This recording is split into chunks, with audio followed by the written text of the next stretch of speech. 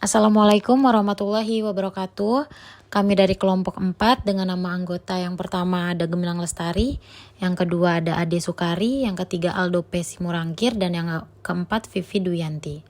Di sini kami akan mempresentasikan tugas laporan studi kelayakan bisnis dengan usaha Moods Coffee dengan dosen pengampu Bapak Usran Masahere, SIP, MM. Oke, saya akan menjelaskan kenapa kita memilih bisnis coffee shop pada masa sekarang ini sangat menguntungkan ya. Karena memang kegiatan ngopi sudah menjadi gaya hidup. Dari sekedar tren, ngopi cantik di coffee shop sudah menjadi kegiatan wajib yang dilakukan banyak kalangan, terutama pada masyarakat urban atau perkotaan. Dan bagaimana agar bisa mengubah kedai kopi menjadi ruang ketiga atau third place bagi masyarakat urban, terutama bagi pelajar dan para profesional muda. Visi dari Moods Coffee ini adalah menjadi coffee shop berkonsepkan homey dengan mengutamakan suasana dan keunikan desain yang warm. Tetapi tetap menyajikan kopi bervarian yang berkualitas dan didukung oleh pelayanan yang cepat dan bersahabat dalam rangka memenuhi selera dan kepuasan pelanggan. Dan misi kita itu adalah menciptakan inovasi varian baru dari setiap menu kopi, mengutamakan kualitas dalam produk dan pelayanan sehingga konsumen merasa puas. Dan yang terakhir, selalu mengikuti perkembangan zaman dan menyesuaikan dengan keinginan pasar. Lokasi usaha Moods Coffee yang akan kita pilih itu ada di kawasan perkantoran SCBD, tepatnya di Jalan Jenderal Sudirman, Kafling 52 sampai 53, nomor Kafling 5253, RT 5, RW 3, Senayan, Kecamatan Kebayoran Baru, Kota Jakarta Selatan, daerah khusus Ibu Kota Jakarta. Selanjutnya akan dilanjutkan oleh rekan kami. Untuk selanjutnya ada aspek-aspek SKB. Yang pertama aspek legalitas. Dari segi legalitas usaha, unit usaha Moods Coffee memiliki beberapa dokumen badan hukum untuk melaksanakan usaha bisnis sebagai bekal agar usaha yang dilaksanakan berjalan lancar di kemudian hari. Beberapa dokumen hukum yang dimiliki berkaitan dengan aspek hukum seperti yang pertama ada NPWP, SIUP, terus TDP, merek dagang, akte pendirian usaha, dan SKDP.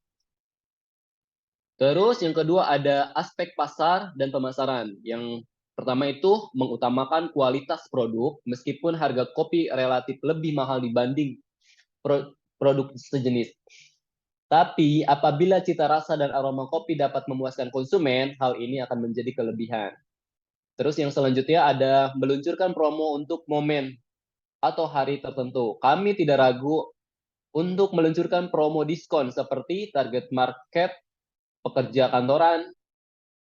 Jadi kami menawarkan diskon 25% kopi dan cemilan pukul 18.30 sampai dengan 21.30. Dengan begitu, konsumen sangat tertarik untuk datang ke kedai kopi ini. Kami akan membuat strategi seperti ini untuk hari pertama buka dan selama 1 minggu ke depan atau event-event tertentu. Terus yang ketiga ada eksistensi di media sosial. Kami menetapkan cara untuk memperkuat eksistensi di media sosial, yaitu dengan cara meningkatkan engagement di media sosial dan beriklan. Kami melakukan postingan setiap hari di seluruh akun media sosial. Terus yang ketiga ada aspek manajemen dan sumber daya manusia. Yang pertama itu ada perencanaan.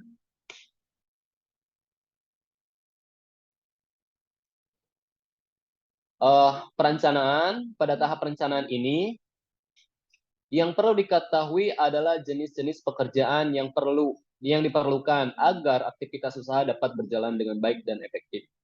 Terus yang keduanya ada perorganisasian untuk mendukung dan memperlancar proses produksi dan pelayanan dalam menjalankan usaha kopi shop diperlukan struktur organisasi yang sesuai. Terus yang ketiga ada penyusun personalia. Ada beberapa kriteria yang harus dipenuhi oleh calon karyawan untuk memangku jabatan di kopi shop ini. Terus ada aspek teknik dan teknologi. Yang pertama adalah pemilihan lokasi.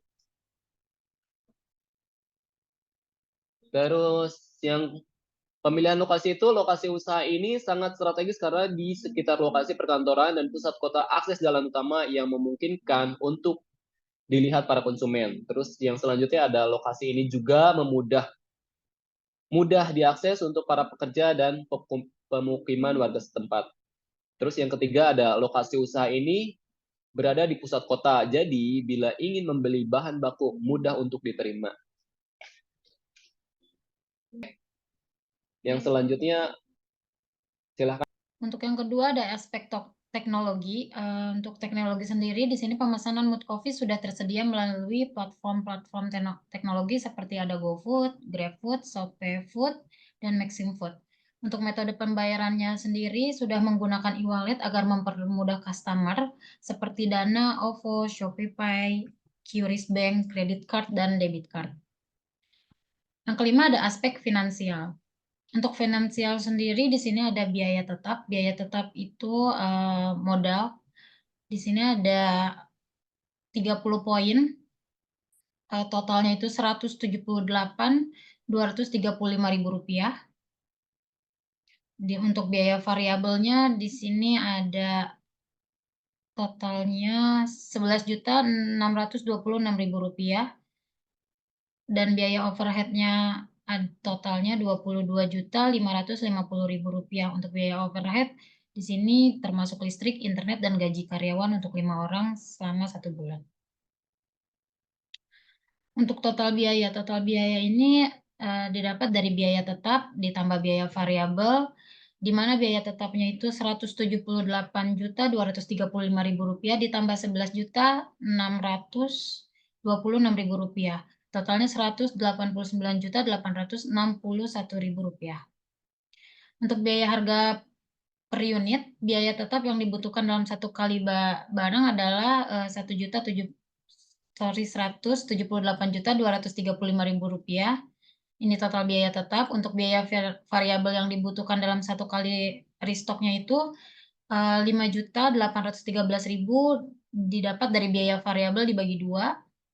Untuk total biaya produksi yang dikeluarkan per produksinya itu Rp17.439.000 didapat dari total biaya variabel ditambah dengan satu kali restock. Untuk biaya per unit adalah total biaya produksi dalam satu kali produksi dibagi jumlah produksi yang dihasilkan per minggu. Itu mendapatkan hasil Rp19.377. Untuk di sini harga jual per buahnya atau per cup kita di Rp45.000. Untuk modal awal, biaya tetap ditambah biaya variabel untuk satu kali produksi menghasilkan Rp189.861.000. Ini biaya tetap ditambah biaya variabel ya. Dan untuk analisis titik impasnya atau break even point, itu BEP harga itu ada di total biaya produksi untuk satu kali produksi dibagi harga per unit.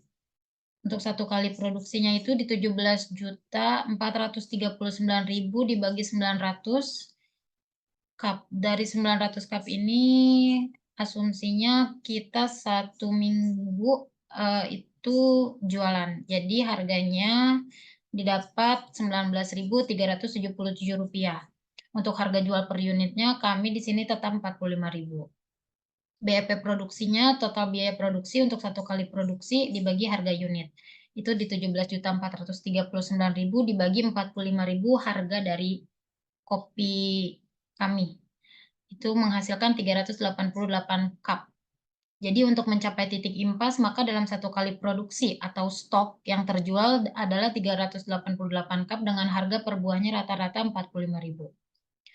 Untuk analisis keuntungan, pendapatannya produk yang terjual dikali harga jual. Produk yang terjual itu 900 cup, asumsinya yang seminggu kita jualan dalam 7 hari, dikali Rp45.000 harga jual kopi, menghasilkan Rp40.500.000. Total biaya produksi dalam satu kali produksi sama dengan Rp17.439.000. Keuntungan itu didapat dari pendapatan dikurang total biaya produksi. Total pendapatannya itu di sini Rp40.500.000 dikurang Rp17.439.000 dari biaya produksi, hasilnya Rp23.061.000. Jadi keuntungan yang diperoleh dengan menjual 900 Moods Coffee dengan harga Rp45.000 dalam satu kali produksi adalah Rp23.061.000. Untuk pengembalian modal, di sini ada sewa tempat. Sewa tempat itu di 70 juta dalam setahun, yang berarti perharinya Rp169.629. Untuk biaya overhead sendiri di sini perharinya menghasilkan Rp751.666 dari Rp22.550.000 dibagi 30 hari. Dan untuk total biaya produksi ditambah biaya overhead ditambah biaya sewa dibagi laba itu di sini ada Rp17.439.000 ditambah Rp751.666 ditambah Rp169.629 dibagi Rp23.061.000 itu laba usaha menghasilkan Rp18.360.295 dibagi Rp23.061.000. Jadi modal yang akan kembali dalam jangka waktu itu hanya satu kali produksi. Selanjutnya oleh Aldo. Ya, lanjut. Di sini ada aspek ekonomi dan sosial.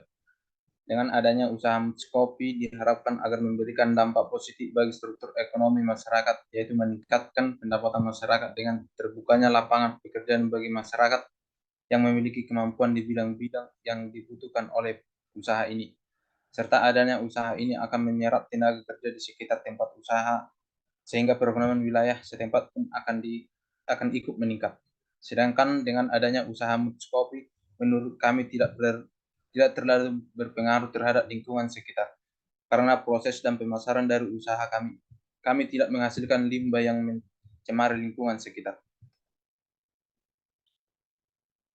Lanjut, ada aspek lingkungan hidup. Moods Coffee mencoba menerapkan sistem green marketing yang ramah lingkungan. Sistem ini diimplikasikan melalui daur ulang sisa limbah produksi. Misalnya, sisa bungkus kopi dijadikan kerajinan, lalu ampas kopi dijual ke tukang pupuk.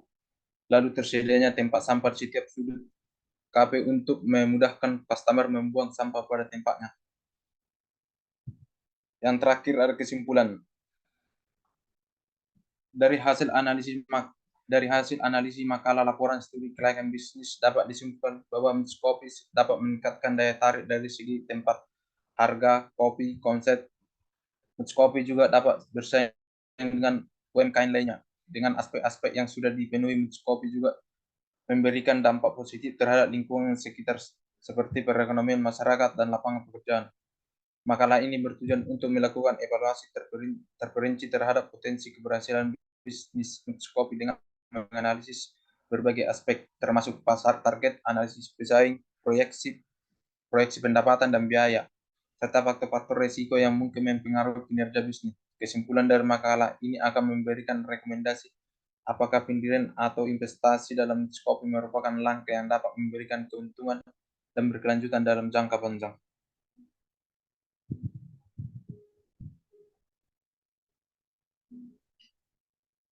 Oke, terima kasih presentasi dari kami, perusahaan Moods Coffee, dan terima kasih untuk semuanya. Itu aja. Assalamualaikum warahmatullahi wabarakatuh. Waalaikumsalam warahmatullahi wabarakatuh.